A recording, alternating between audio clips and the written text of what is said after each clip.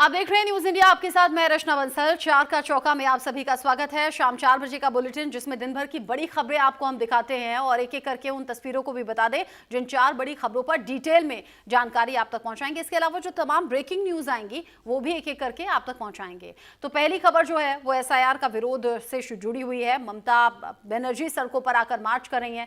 पश्चिम बंगाल में ममता सरकार SIR के विरोध में लगातार प्रदर्शन कर रही है। सीएम ममता बनर्जी ने रैली के दौरान कहा, अगर उन पर हमला होता है तो भारत को हिलाकर रख देंगी। वहीं चुनाव आयोग ने ममता बनर्जी को 28 नवंबर को मीटिंग के लिए वक्त दिया है। ममता बनर्जी ने चुनाव आयोग को चिट्ठी लिखकर मुलाकात का वक्त मांगा। मुजम्मिल के ठिकाने पर पहुंची है NIA की टीम। ये दूसरी बड़ी खबर है जिसकी तस्वीरें आप देख रहे हैं। 4 अलग अलग ठिकानों पर निशानदेही NIA की टीम ने की है। दिल्ली ब्लास्ट को लेकर जांच लगातार चल रही है। इसी को लेकर NIA आरोपी मुजम्मिल को फरीदाबाद में उसके 4 ठिकानों पर लेकर गई और वहां कार्रवाई की है। मुजम्मिल से कड़ी पूछताछ भी हो रही है। एक और तस्वीर जो कि बिहार से जुड़ी हुई है। नई सरकार, पहली कैबिनेट की मीटिंग रही, खास रही। बिहार में नई सरकार के गठन के बाद मुख्यमंत्री नीतीश कुमार की अध्यक्षता में मंत्रिमंडल की पहली बैठक हुई। इस बैठक में 6 बड़े फैसलों पर मुहर लगाई गई है, जिनमें सबसे महत्वपूर्ण निर्णय राज्य को तकनीकी और आधुनिक विकास मॉडल वाली अर्थव्यवस्था की दिशा में आगे ले जाने वाले हैं। कैबिनेट ने Bihar artificial intelligence mission, technology hub निर्माण, 11 नए सैटेलाइट टाउनशिप और डिफेंस कॉरिडोर जैसी योजनाओं को मंजूरी दी है। चौथी तस्वीर बद्रीनाथ धाम से जुड़ी हुई है। कपाट बंद हुए हैं। विश्व प्रसिद्ध 4 धाम में शुमार बद्रीनाथ धाम के कपाट शीतकाल के लिए बंद किए गए हैं। कपाट दोपहर 2:56 पर विधि विधान के साथ बंद कर दिए गए। कई लोग इस खास पल के साक्षी बने। वहीं इस मौके पर बद्री विशाल के दरबार को फूलों से सजाया गया, जिससे कि धाम की छटा देखते ही बन रही थी। तो ये 4 बड़ी तस्वीरें हैं, 4 बड़ी खबरें आज की, जो कि अपडेट के साथ आगे आप तक पहुंचाएंगे। पहली जो तस्वीर है वो पश्चिम बंगाल से है। TMC के प्रदर्शन से जुड़ी हुई है। SIR के खिलाफ ममता बनर्जी पहले भी सवाल उठा रही थी और अब TMC की विशाल रैली की तस्वीरें सामने आ रही हैं। SIR के खिलाफ ममता बनर्जी कर रही हैं बड़ा मार्च। कह रही हैं कि बीजेपी कभी भी बंगाल जीत नहीं पाएगी। साथ ही साथ उन्होंने ये भी कह दिया कि मुझ पर हमला हुआ तो भारत को हिला कर रख दूंगी। इलेक्शन कमीशन ने ममता बनर्जी के साथ में मीटिंग की मांग मानी है। इलेक्शन कमीशन को उन्होंने खत भी लिखा, SIR का विरोध भी किया। अब वो पैदल मार्च करते हुए सड़कों पर भी आ गई हैं और इससे पहले भी SIR का विरोध कर चुकी हैं। कह रही हैं पश्चिम बंगाल में ये होने नहीं देंगे। तस्वीरें आप देखिए। 28 नवंबर को इलेक्शन कमीशन के साथ में ममता बनर्जी की बैठक अब फिक्स हो गई है। ममता बनर्जी ने चुनाव आयोग को चिट्ठी लिखी थी, विरोध किया था, जिसके बाद मीटिंग का ये टाइम मिला है। पश्चिम बंगाल में ममता सरकार SIR के विरोध में लगातार सड़कों पर है। CM ममता बनर्जी ने रैली के दौरान कहा कि अगर उन पर हमला होता है तो भारत को हिला देंगी। वहीं चुनाव आयोग ने ममता बनर्जी को 28 नवंबर को मीटिंग के लिए वक्त दिया है, बुलाया है। ममता बनर्जी ने चुनाव आयोग को चिट्ठी लिखकर मुलाकात का वक्त मांगा था। 28 तारीख अब मुलाकात होनी है इलेक्शन कमीशन से ममता बनर्जी की, और साथ ही उन्होंने ये कह भी दिया, यानी अंदेशा उन्हें है कि कोई उन पर हमला कर सकता है। कह रही हैं कि अगर मुझ पर हमला हुआ तो भारत को हिलाकर रख देंगी। 28 नवंबर को इलेक्शन कमीशन के साथ ममता बनर्जी की मीटिंग होनी है और उससे पहले SIR का विरोध करते हुए सड़कों पर TMC का प्रदर्शन हम देख रहे हैं। बड़ी संख्या में TMC कार्यकर्ताओं के साथ आम लोग भी जुट रहे हैं और उसका नेतृत्व करते हुए आगे आगे चलती हुई ममता बनर्जी की तस्वीरें सामने आ रही हैं। इससे पहले भी जब बिहार में SIR की प्रक्रिया चल रही थी, जब यह था कि बाकी राज्यों में इसे लागू किया जाएगा, 12 राज्यों का जिक्र आया, पश्चिम बंगाल का भी जिक्र आया, तभी ममता बनर्जी विरोध में उतर आई थी और कह दिया था कि पश्चिम बंगाल में इसे लागू नहीं होने देंगे। अब चुनाव को देखते हुए तैयारियां अलग अलग पार्टी की हैं और ममता बनर्जी ने कहा है कि वो इसे पश्चिम बंगाल में लागू नहीं होने देंगे। पंकज वानखेड़े इस खबर को लेकर ज्यादा अपडेट के साथ जुड़ गए हैं हमारे साथ में, न्यूज इंडिया संवाददाता पंकज। ममता बनर्जी ने पहले ही कहा था कि पश्चिम बंगाल में SIR लागू नहीं होने देंगी, अब तो सीधे कह रही हैं कि ना लागू होने देंगे। इलेक्शन कमीशन ने अब तो मीटिंग का टाइम भी दे दिया, साथ ही उन्हें अंदेशा भी है कि हमला उन पर हो सकता है। बिल्कुल, बेशक। देखिए, ऐसा लगातार जब से बिहार के नतीजे आए हैं उसके बाद से लगातार जो तमाम विपक्षी पार्टियां हैं, खास तौर पे समाजवादी पार्टी और TMC की तरफ से लगातार रिएक्शंस आ रहे हैं और अब ऐसे में पश्चिम बंगाल के मुख्यमंत्री और TMC की मुखिया ममता बनर्जी की तरफ से रिएक्शन आया और साफ तौर पर कहा है कि SIR जो है वो है पश्चिम बंगाल में लागू नहीं होने देंगे। और साथ ही साथ ये भी कहा है कि जिस तरह से BLO की आत्महत्या और इसको लेकर भी इलेक्शन कमीशन पर सवाल खड़े किए हैं और साफ तौर पर यह भी कहा है कि बीजेपी कभी भी बंगाल नहीं जीत पाएगी। इस बात का भी इशारा लगातार जो ममता बनर्जी करते नजर आ रही है। और ये लगातार इस बात को लेकर है कि बिहार के जो नतीजे आए हैं उससे कहीं ना विपक्ष बार बार जताने की कोशिश कर रहा है कि जो एसआईआर की प्रक्रिया है वो कहीं ना कहीं भ्रमित करने वाली है और वो वोटों की जो चोरी है उसको बढ़ावा देती है। इस बात को लेकर लगातार ममता बनर्जी घेरती नजर आई है। और अखिलेश यादव, ममता बनर्जी ने तो साफ तौर पर यह भी कहा, मुझ पर हमला हुआ तो भारत को हिला दूंगी। इस तरह के बयान भी ममता बनर्जी की तरफ से आए हैं। और सबसे महत्वपूर्ण है कि टीएमसी लगातार इलेक्शन कमीशन से समय मांग रहा था। खैर 28 नवंबर को इलेक्शन कमीशन ने समय भी दे दिया है, लेकिन अब ये देखना होगा इस मीटिंग में क्या कुछ चर्चा है। लेकिन हाँ, इस बात को लेकर तय है कि ममता बनर्जी इस बात पे अड़ी है कि एसआईआर की जो प्रक्रिया है वो पश्चिम बंगाल पे नहीं होगी। एसआईआर की प्रक्रिया पश्चिम बंगाल में होने नहीं देंगे। ये बड़ा विशाल मार्च भी हम देख रहे हैं पंकज, जिसको आगे लीड करते हुए ममता बनर्जी नजर आ रही है। और ये पहली बार भी नहीं है, इससे पहले भी तो वो अलग अलग रैलियां कर चुकी हैं एसआईआर को लेकर ही। बवाल कुछ बढ़ नहीं जाएगा क्योंकि बीजेपी तो पहले से तैयार बैठी है मुद्दे के। देखिए, अगर आपको याद होगा रचना कि जिस दिन बिहार के चुनाव के नतीजे आए थे उस दिन प्रधानमंत्री नरेंद्र मोदी ने साफ तौर पे कहा था कि बंगाल का रास्ता बिहार होकर जाता है, तो बिहार जीत हासिल करती है। और बंगाल की तैयारी जो है वो बीजेपी के तमाम कार्यकर्ता नेता करते नजर आए हैं। तो ऐसे में जो हमलावर है वो भारतीय जनता पार्टी भी पहले से है।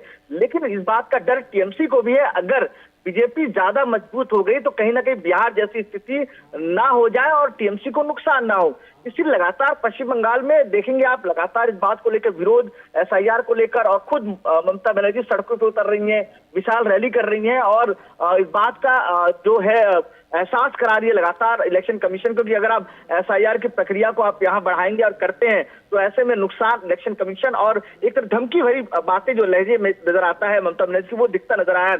और इसके अलावा बीजेपी को भी लेकर साफ तौर पर कहती नजर आई है कि अगर बीजेपी इस बात को लेकर गुमान करती है, इस बात को सोचती है कि कभी वो बंगाल जीत पाएगी, तो ऐसा हो नहीं सकता। और साथ ही साथ इस बात को मैंने पहले कहा कि वो लगातार इस बात को भी कहती नजर आई है, जिस तरह से पश्चिम बंगाल कलकत्ता में जिस रैली को संबोधित कर रही है और लीड कर रही है मार्च को, उस पर साफ तौर पर एक मैसेज देने की कोशिश की मुझ पर हमला हुआ तो भारत को हिला दूंगी। इस बात का अंदेशा भी जता रही है कि बीजेपी के नेता या बीजेपी की तरफ से मुझ पर हमला किया जा सकता है। यानी वो कह रही हैं कि जब वो रैली निकाल रही हैं और सड़कों पर हैं तो उन पर हमला हो सकता है। चुनाव में अक्सर नेता इस तरह की बयानबाजी करते हैं और उन्होंने ये भी कह दिया कि भारत को हिला दूंगी अगर मुझ पर हमला हुआ तो। ये तो उकसावे वाली बात भी हो गई ना। मतलब आप अपने पार्टी कार्यकर्ताओं को ये संदेश दे रहे हैं कि अगर जरा भी इधर उधर बात होती है या जरा भी हमले जैसा कुछ होता है तो फिर आपको बवाल कर देना है। इसे भी तो कंसीडर किया जाना चाहिए। आने वाले टाइम में जब चुनाव को लेकर अलग अलग पार्टियां अलग अलग तरीके से कमर कस रही हैं, तो पश्चिम बंगाल में ममता बनर्जी अलग ही राह पर चल रही हैं, एसआईआर का विरोध भी कर रही हैं, धमका भी रही हैं। बिल्कुल बेशक, देखिए लगातार अगर देखिए मैंने पहले भी जिक्र किया है रचना की बिहार का जिक्र लगातार इस बार एसआईआर का जब भी मुद्दा आएगा तो बिहार का जिक्र जरूर होगा। पश्चिम बंगाल की जो मुख्यमंत्री है टीएमसी की मुखिया ममता बनर्जी ये कहती नजर भी आई है कि बिहार चुनाव का जो नतीजा एसआईआर का परिणाम है। और ये भी कहा है कि विपक्ष वहां भारतीय जनता पार्टी की चाल को भांप नहीं सका है और ऐसा हम पश्चिम बंगाल में होने नहीं देंगे। तो कहीं ना कहीं वो डबल टारगेट करती नजर आई है। विपक्ष को भी ये मैसेज दिए कि आप जो है ढीले पड़ गए, या तो कहा जाए आप कमजोर पड़ गए भारतीय जनता पार्टी के सामने, और भारतीय जनता पार्टी की जो चाल है उसके चाल को आप भाप नहीं पाए। उसका नतीजा बिहार में जो नतीजा है वो उसका फीडबैक है। लेकिन ये भी साफ तौर पर कहती रही है ममता बनर्जी कि पश्चिम बंगाल में ऐसा होने नहीं देंगे। तो अब ये लगातार जो इंटरेस्टिंग जो है वो एसआईआर जो होता है वो अब जमीन पर उतरा है। और जमीन पे लगातार पश्चिम बंगाल की जो मुख्यमंत्री है वो अलग अलग जगह पर रैलियां कर रही हैं, मार्च कर रही हैं। आज अगर मैं बात करूं तो जो बनगांव है वहां पे बड़ी रैली उन्होंने संबोधित की और मार्च किया है। अब उसके अलावा और भी तमाम जगहों पे वो करती नजर आएंगी। तो मैसेज साफ तौर पर है कि जो बिहार में हुआ वो पश्चिम बंगाल पे नहीं होगा। और ये भी साफ तौर पर कहती नजर आई है रचना कि पश्चिम बंगाल में बिहार भारतीय जनता पार्टी जो चाल चलना चाहती है उसमें कामयाब नहीं हो पाएगी।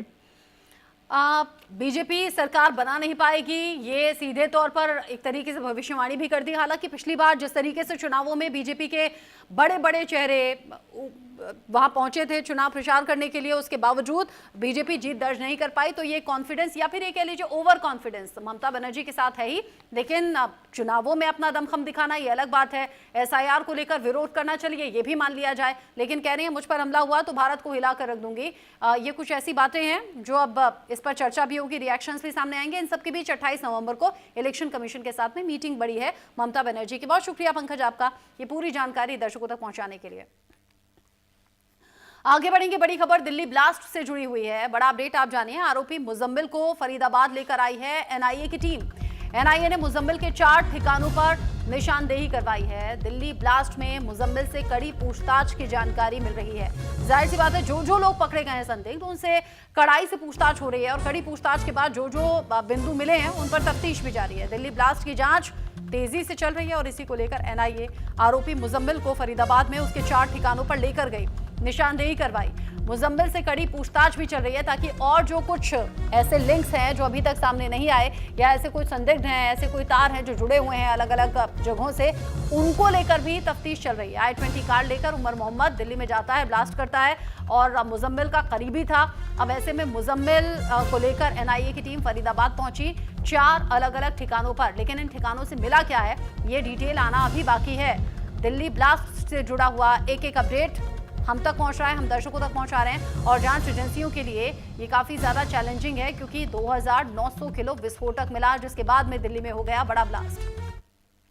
इन सब के बीच ही हरियाणा के कुरुक्षेत्र पहुंचे पीएम मोदी। कई धार्मिक कार्यक्रमों में यहां हिस्सा उन्हें लेना। इससे पहले अयोध्या पहुंचे हुए थे जहां पर धर्म ध्वजा फहराया गया, लेकिन अब हरियाणा के कुरुक्षेत्र की ये तस्वीर आप देखिए। गुरु तेग बहादुर जी के सम्मान में यहां डाक टिकट भी जारी करेंगे प्रधानमंत्री मोदी। तस्वीरें आप देख रहे हैं, गुरु तेग बहादुर जी के सम्मान में आज का खास दिन और डाक टिकट यहां पर जारी करेंगे। ये तस्वीर देखिए किस तरीके से सम्मान हुआ और ये डाक टिकट जारी करने की भी तस्वीर। कई धार्मिक अलग अलग कार्यक्रम यहाँ पर हैं, उनमें से एक कार्यक्रम ये भी आप देख रहे हैं। जब प्रधानमंत्री नरेंद्र मोदी कहीं के दौरे पर जाते हैं तो वहाँ के लोगों के लिए बड़ी सौगात भी लेकर जाते हैं। यहाँ पर पंचजन्य की शुरुआत जो आपने देखा भी अभी, जो प्रधानमंत्री नरेंद्र मोदी के हाथों शुभ शुरुआत हुई है। साथ ही साथ हरियाणा के मुख्यमंत्री नायब सिंह सैनी भी तस्वीरों में आपको दिख रहे हैं। ये बड़ा मौका रहा।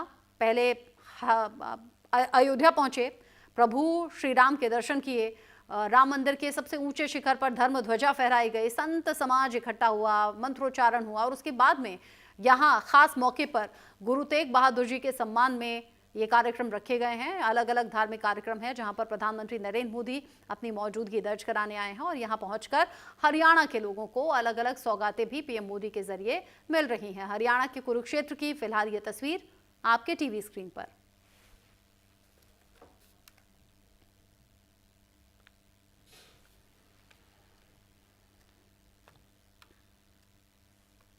गुरु तेग बहादुर जी के सम्मान में ही ये कार्यक्रम रखे गए हैं जहां पर प्रधानमंत्री नरेंद्र मोदी की मौजूदगी है। कुरुक्षेत्र फिलहाल पहुंचे हैं पीएम मोदी। ये ताज़ा तस्वीरें हैं। मुख्यमंत्री भी हरियाणा के आपको तस्वीरों में दिखाई दे रहे हैं, नायब सिंह सैनी साथ में मौजूद हैं। लेकिन ये जो शुभ शुरुआत हुई है अलग अलग योजनाओं की, वो प्रधानमंत्री नरेंद्र मोदी के हाथों करवाई गई।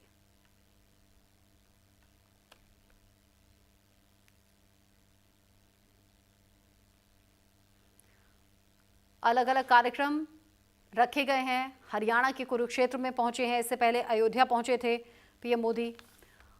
अयोध्या के बाद आज का कार्यक्रम, हालांकि काफ़ी ज़्यादा बिजी आज का ये शेड्यूल है प्रधानमंत्री मोदी का, जिसमें हरियाणा के कुरुक्षेत्र की ये तस्वीरें आप देख रहे हैं।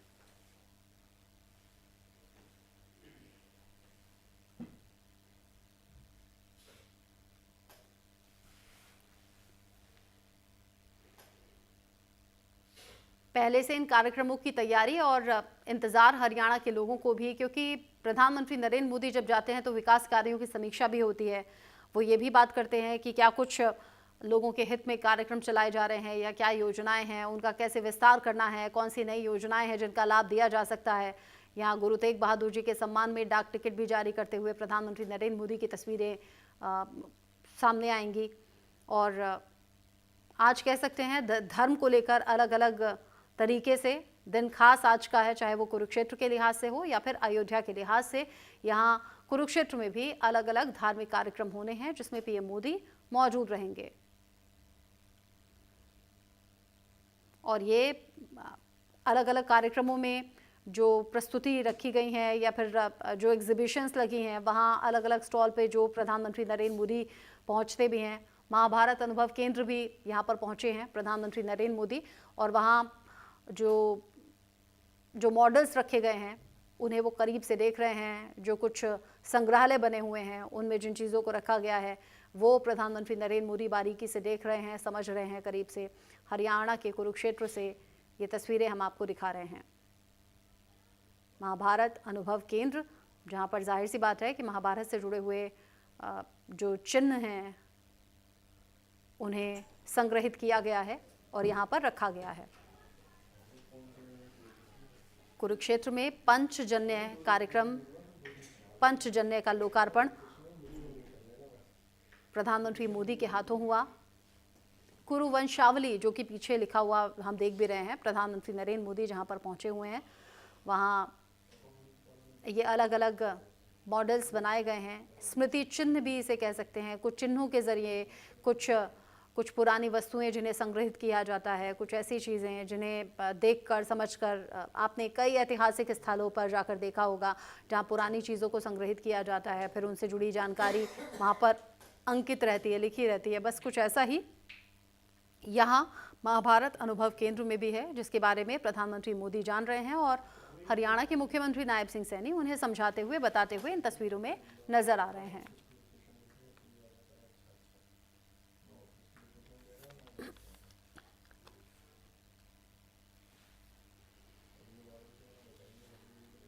कुरुक्षेत्र में पंचजन्य का लोकार्पण भी पीएम मोदी के हाथों हुआ और हरियाणा के कुरुक्षेत्र में फिलहाल पीएम मोदी की मौजूदगी है। हरियाणा में पहुंचने के बाद महाभारत अनुभव केंद्र पीएम मोदी पहुंचे हुए हैं। हरियाणा के कुरुक्षेत्र पीएम मोदी पहुंच गए हैं। उनके पहुंचने के बाद कार्यक्रम में शामिल होती हुई तस्वीरें भी हमने देखी।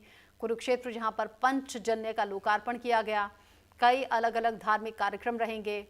आज धर्म के लिहाज से वैसे भी दिन खास है। सुबह की शुरुआत के साथ ही अयोध्या में चूंकि वहां धर्म ध्वजारोहण हुआ, जहां पीएम मोदी के हाथों ही ध्वजारोहण करवाया गया। और यहां आप कुरुक्षेत्र की तस्वीरें, गुरु तेग बहादुर जी के सम्मान में डाक टिकट जारी करेंगे। हरियाणा की पुण्य भूमि कुरुक्षेत्र में कल शाम कई कार्यक्रमों का हिस्सा बनूंगा। ये पीएम मोदी ने पहले ही अपने पोस्ट के जरिए बता दिया था। करीब शाम 4 बजे का वक्त बताया गया था। भगवान श्री कृष्ण के पवित्र शंख के सम्मान में नवनिर्मित पंचजन्य के लोकार्पण के बाद महाभारत अनुभव केंद्र जाएंगे प्रधानमंत्री मोदी। ये पोस्ट करके बताया था और आज तो हम इन तस्वीरों को सामने से देख ही रहे हैं। 4 बजे उस कार्यक्रम में पहुंचे भी और लोकार्पण के बाद, पंचजन्य के लोकार्पण के बाद अब महाभारत अनुभव केंद्र में मौजूद हैं। और शाम 4:30 बजे का वक्त बताया जा रहा है जब श्री गुरु तेग बहादुर जी के 350वें शहीदी दिवस पर आयोजित विशेष कार्यक्रम में हिस्सा लेंगे पीएम मोदी। साथ ही गुरु तेग बहादुर जी के सम्मान में विशेष सिक्का और स्मारक डाक टिकट जारी करेंगे। पवित्र ब्रह्म सरोवर में संध्याकालीन पूजा अर्चना में शामिल भी पीएम मोदी को होना है।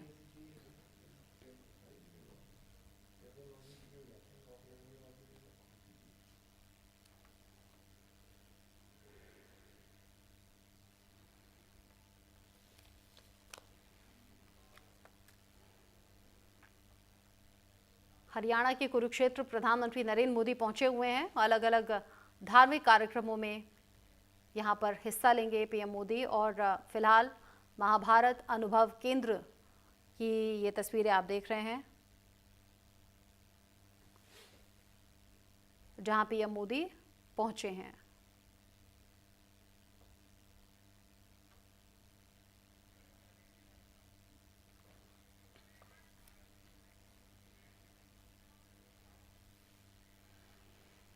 और आगे बढ़ते हुए सीधा आपको लखनऊ लिए चलेंगे। उत्तर प्रदेश के मुख्यमंत्री योगी आदित्यनाथ लाइव हैं।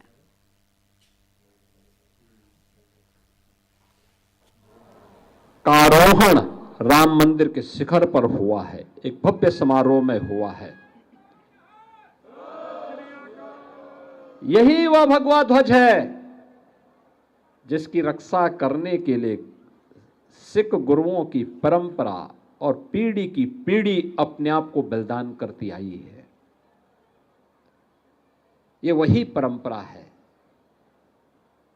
याद करिए 1510 से लेके 1515 के बीच प्रथम गुरु गुरु नानक देव जी महाराज अयोध्या धाम में श्री राम जन्मभूमि मंदिर में दर्शन करने के लिए जाते हैं और 1528 में एक विदेशी आक्रांता बाबर के सिपह सालार के द्वारा मंदिर को तोड़ दिया जाता है और उस समय बाबर के अत्याचार को देखते हुए गुरु नानक देव जी महाराज ने बाबर को जावर कह करके उसके कृत्यों को पूरी मजबूती के साथ उसका विरोध किया था। आगे की परंपरा भी, जब अयोध्या में राम जन्मभूमि के लिए जब भी संघर्ष हुए, सिख गुरुओं ने, सिख योद्धाओं ने, निहंगों ने, संतों ने, राजाओं ने, सामान्य नागरिकों ने, माताओं और बहनों ने अपने आप को बलिदान देने में कहीं भी पीछे नहीं हटे, कभी पीछे नहीं हटे। और अयोध्या के बारे में जो बात हम सबको स्मरण रखनी होगी, साम्राज्य आए गए, पीढ़ियां आई गई, लेकिन एकमात्र अडिग थी, वह थी आस्था। और जो आस्था आज अयोध्या में फिर से 500 वर्षों के बाद श्री राम जन्मभूमि पर भगवान राम के भव्य मंदिर के निर्माण को पूरा करने के इस महायज्ञ का साक्षी बनी है। और वही आस्था आज यहां पर भी हम सबको देखने को मिल रहा है।